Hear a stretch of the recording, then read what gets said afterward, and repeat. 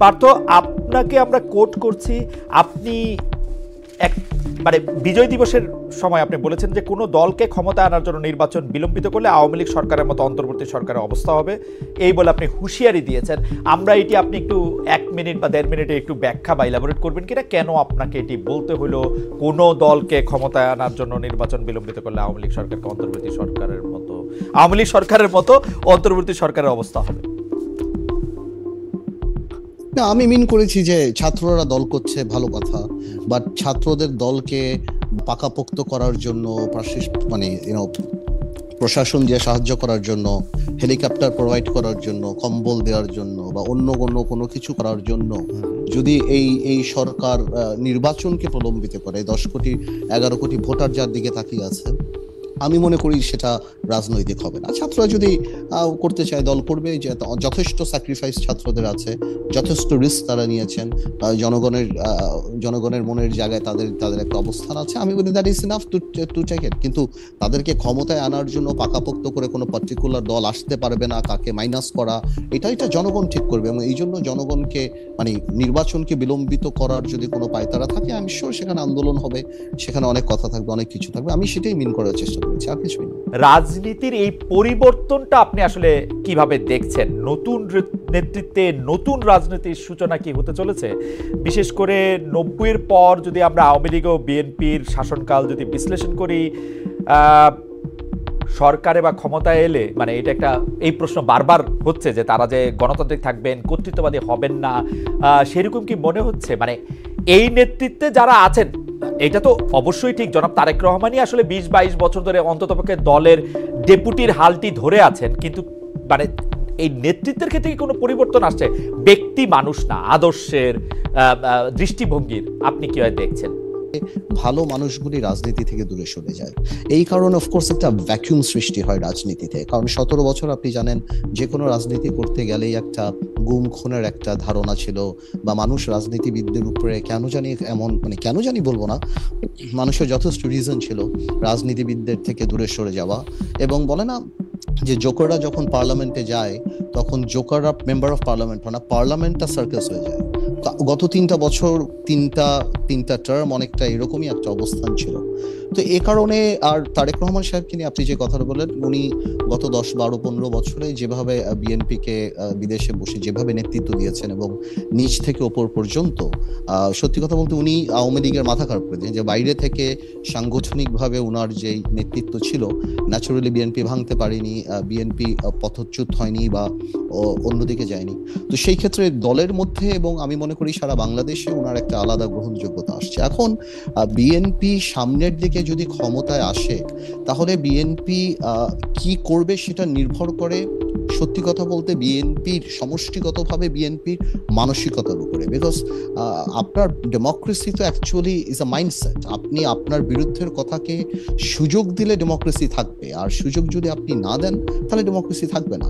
তো এটা সম্পূর্ণরূপে একটা মাইন্ডসেটের ব্যাপার। এখন বিএনপি যদি ওনার কর্মকাণ্ডে বা বিএনপির কর্মকাণ্ডে যদি সেই রিসিপিয়েন্ট বা ওই রিসিভিং এন্ডে থাকতে পারে বা ওই মানসিকতা থাকতে পারে, এবং এই 17 বছর এত কিছু দেখার পরে যে আপনার রাষ্ট্র পরিচালনায় ব্যর্থতা বা পতন, বা যেটা পতন বলবো না, আওয়ামী লীগের তো, যেটা আমি আপনাকে আনঅফিসিয়ালিও বলেছি যে আওয়ামী লীগ এমন একটা রাজনৈতিক দল যার বাংলাদেশে শুধু রাজনৈতিক পতন হয় না, এই সামাজিক পতনও হয়েছে। যে এই ধরনের সামাজিক পতন আগে হয়নি, বিকজ আওয়ামী লীগের অবস্থানটা, আওয়ামী লীগের অ্যাট্রসিটিটা, আওয়ামী লীগের দুর্নীতি বা সবকিছু একটা হাউস ওয়াইফের কাছে, একটা সাধারণ শিশুর কাছেও চলে গিয়েছিল, এবং এই লাস্টে যে গণহত্যাগুলি। তো আমি সেটাই বলবো যে এখন তো আর নির্দিষ্ট শত্রু লাগবে না আমাদের পতনের জন্য। আমরা যদি আওয়ামী লীগ থেকে শিক্ষা না নেই, আমরা যদি ডেমোক্রেসি প্র্যাকটিস না করি, তাহলে অদৃশ্য শত্রু আমাদেরকে সেটা করে দিতে পারে।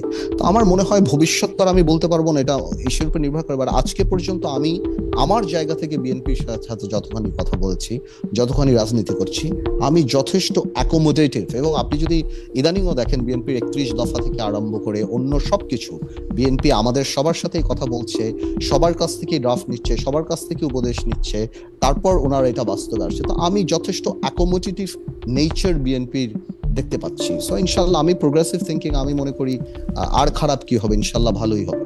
পার্থ, আমি ভবিষ্যতের জায়গা থেকে এখন শুধু বর্তমানে পাটাতনে একটু আসতে চাই। আপনি জানেন যে 24-এ ছাত্ররা রাজনীতির গতিপথ, মানে ছাত্রদের নেতৃত্বে রাজনীতির গতিপথ যেভাবে পাল্টে গেছে বা পাল্টে দিয়েছে ছাত্ররা, সেখানে আপনারা যারা 53 বছরের বাংলাদেশ রাজনীতির দ্বিতীয় বা তৃতীয় প্রজন্ম, মানে আপনাকে যদি আমি বলি, তাদের রাজনৈতিক প্রাসঙ্গিকতা বা রাজনীতিটা কি আগের মতো আর আছে? আপনারা কি নতুন করে কোনো কিছু ভাবছেন? আপনি নতুন করে কিছু ভাবছেন কিনা, মানে আমি আপনারা, এটা অনারিফিক প্লুরাল পার্থ। তো কারণ হচ্ছে যে অনেক ক্ষেত্রেই আমরা এক ধরনের ক্যান্সেল কালচার দেখতে পাচ্ছি। মনে হচ্ছে যে মনে হচ্ছে যে আগের কিছু জিনিস বাতিল করেই নতুনের জন্ম হচ্ছে।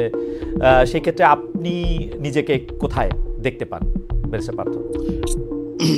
খালেদ, আপনার কথাগুলি অনেকখানি ভেঙে গিয়েছে, বাট তারপরও আমি যতখানি ধরতে পেরেছি আপনার কথাগুলি, your voice is breaking down, so but আমি তারপরও যতখানি বুঝতে পারছি। আমি কি আবার বলবো? হ্যাঁ, আপনি একটু আরেকবার যদি বলেন। পার্থ, আমরা যেটি দেখতে পাচ্ছি সেটি হচ্ছে যে 24-এ ছাত্ররা রাজনীতির গতিপথ যেভাবে পাল্টে দিয়েছে বা তাদের নেতৃত্বে রাজনীতির গতিপথ যেভাবে পাল্টে গিয়েছে, সেই ক্ষেত্রে আপনি রাজনীতির দ্বিতীয় প্রজন্ম হিসাবে নিজের প্রাসঙ্গিকতা ধরে রাখতে আপনাকে কোনো পরিবর্তন আনতে হচ্ছে কিনা, আপনি আগের মতোই আছেন কিনা?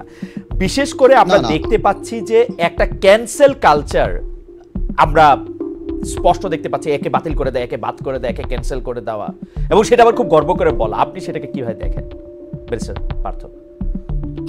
আমি যত ধরতে পেরেছি, বিকজ আপনার কথা ভেঙে যাচ্ছিল, বাট আমি একটা কথা বলি, ছাত্ররা রাজনৈতিক পথ পরিবর্তন করেনি, রাজনীতির কালচারও পরিবর্তন করেনি।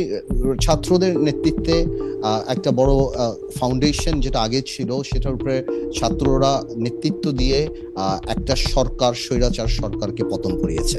এইটা বাংলাদেশের রাজনৈতিক কালচারকে আপনি কোনোভাবেও কোনো কলমের খোঁচা দিয়ে পরিবর্তন করতে পারবেন না, কোনো আইন, কোনো সংস্কার করে পরিবর্তন করতে পারবেন না, যদি আমরা মানসিকভাবে বাংলাদেশের রাজনৈতিক কালচারকে পরিবর্তন না করতে চাই। আপনি যত সংস্কার করেন, যাই করেন, যারাই ক্ষমতা আসবে তারা যদি অ্যাবিউজ করতে চায়, ওনারা অ্যাবিউজ করবেন। আর মানসিকতায় যদি অ্যাবিউজ না থাকে, তাহলে এই অ্যাবিউজ হবে না। সুতরাং অনেকেই মনে করে, হ্যাঁ, সংস্কারকে আমরা ওয়েলকাম জানিয়েছি, এখনো জানাই। আর আপনি যদি আমাদের কথা বলার চেষ্টা করেন, আমাদের রাজনৈতিক মোটো বা আমার বাংলাদেশ জাতীয় পার্টি বিজেপিতে আমি যেই দলের চেয়ারম্যান, আমাদের মোটোটা সম্পূর্ণ ডিফারেন্ট। আমি আমার জায়গা থেকে, আমার স্বল্প পরিসরে যেখানে আমি কাজ করি, আমি এই জিনিসটাই উপলব্ধি করতে পেরেছি যে ভালো রাজনীতি আনতে হলে ভালো রাজনৈতিক মানুষের রাজনীতিতে আসতে হবে, এছাড়া আর কোনো ওয়ে নাই। সুতরাং আমরা ওই ক্যাম্পেইনই করছি, যার কারণে আমরা ঢাকা বলেন, বাইরে বলেন, আমরা সমাজে সেই গ্রহণযোগ্য মানুষগুলিকে রাজনীতিতে আনার চেষ্টা করছি, যাতে আমরা আমাদের মানসিকতায় we can accommodate more intelligent and more political people than us. এটা যদি হয়, এই মানসিকতা থাকলেই আপনি বাংলাদেশকে পরিবর্তন করতে পারবেন। আদারওয়াইজ কোনো আইন করে, কোনো সংস্কার করে এগুলি লোক দেখানো হবে এবং এগুলি টিকবে না। জনাব মাহি, আপনি জনাব বদরুদ্দোজা চৌধুরীর জানাজায় দাঁড়িয়ে বলেছিলেন যে বি চৌধুরী সাহেবের শোবার ঘরে জিয়াউর রহমানের ছবি আছে, এবং যখন বেগম খালেদা জিয়া চিকিৎসার জন্য লন্ডন গিয়েছেন, তার আগে আপনি ফেসবুকে তাকে শুভকামনাও জানিয়েছেন। আপনি কি এর মাধ্যমে বিএনপিকে কোনো বার্তা দিতে চান? আমাদের প্রশ্নটা হচ্ছে এই জায়গায় যে কেউ কেউ বলেন বিএনপির সঙ্গে আপনাদের যে দূরত্ব, মানে সেটা জনাব চৌধুরী আজ নেই পৃথিবীতে, সেই দূরত্বের কারণ হচ্ছেন আপনি। আপনার সাথে জনাব তারেক রহমানের সরাসরি দ্বন্দ্বের কারণেই বিকল্পধারা আর বিএনপি দু জায়গায় অবস্থান করতেছে। আপনি কি এটা নিয়ে কিছু বলবেন মাহি ভাই? না, আপনার পার্থর সাথে আলোচনাটা অত্যন্ত চমৎকার কিছু বিষয় নিয়ে আলোচনা হচ্ছিল, সেখানে কিছু বলতে পারলে একটু সুবিধা হতো। বাট তারপর আপনি বলতে চাইলে বলতে পারেন মাহি ভাই। তারপর আমি আপনার প্রশ্নের আগে উত্তর দিয়ে নেই। জনাব তারেক রহমানের সাথে কোনো বিরোধ আমার কখনোই ছিল না, ব্যক্তিগত দ্বন্দ্বের কোনো প্রশ্নই ওঠে না। আমাদের একটা রাজনৈতিক একটা মত পার্থক্যের জায়গা ছিল, এবং সেই মত পার্থক্যের জায়গার পর আমি আবার একটু মনে করিয়ে দিচ্ছি, কারণ মানুষের সময় ভুলে যায়। আমাদের কিন্তু 2004 বিকল্পধারা জন্মের পরে আমাদের 2008 যে নির্বাচন, সেটা আমরা বিকল্পধারা থেকে আলাদাভাবে অংশগ্রহণ করছিলাম। পরবর্তীতে 2009 সাল থেকে কিন্তু আমরা বিএনপির সাথে যুগপৎ আন্দোলনের রাজপথে ছিলাম। আমরা একসাথে 2014 নির্বাচন বয়কট করেছি। 2018 নির্বাচনের আওয়ামী লীগের সাথে জোটবদ্ধ নির্বাচনের সিদ্ধান্তের আগ পর্যন্ত আমরা রাজপথে বিএনপির সাথে ছিলাম। দূরত্বের বিষয়টা ঠিক না। রাজনৈতিক মতপার্থক্য জায়গায় থাকতেই পারে। দ্বিতীয়ত, শহীদ রাষ্ট্রপতি জিয়া রহমান আমাদের কাছে রাজনীতির ঊর্ধ্বে একটা বিষয় বলে আমি সবসময় বলেছি। আমরা বাংলাদেশের জাতীয় দলের রাজনীতির কথা বলছি, এবং শহীদ রাষ্ট্রপতি জিয়া রহমান তার ছবি আমাদের বাসায় সারা জীবনই ছিল, সবসময় ছিল। এটার সাথে আমরা কি রাজনীতির অনেক ঊর্ধ্বে মনে করি থাকি। আর দেশনেত্রী বেগম খালেদা জিয়া দেশের বাইরে যাওয়ার আগে এবার আমি যেই ফেসবুক পোস্ট দিয়েছি সেটার সাথে রাজনীতির কোনো বিন্দু মাত্র সম্পর্ক নেই।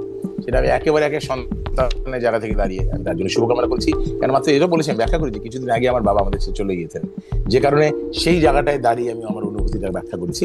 এবং আমার ফেসবুক পোস্টে একটু ক্লিয়ারলি দেখবে সেখানে এটাও বলেছি যে রাজনীতি আমাদেরকে দূরে সরিয়ে রাখতেই পারে। সো আমি এখানে কোনো রাজনৈতিক কোনো বক্তব্য দেওয়ার জন্য, বিএনপিকে কোনো মেসেজ দেওয়ার জন্য সেটা আমি করিনি, তাহলে আমি জিনিসটা বলতাম না। আমি বলেছি রাজনীতি আমাদের দূরে সরিয়ে রাখতেই পারে, কিন্তু তারপরও বেগম খালেদা জিয়ার সুস্বাস্থ্য, তার আরোগ্য কামনা করেছি আমি, because I do feel that it was the right thing to do.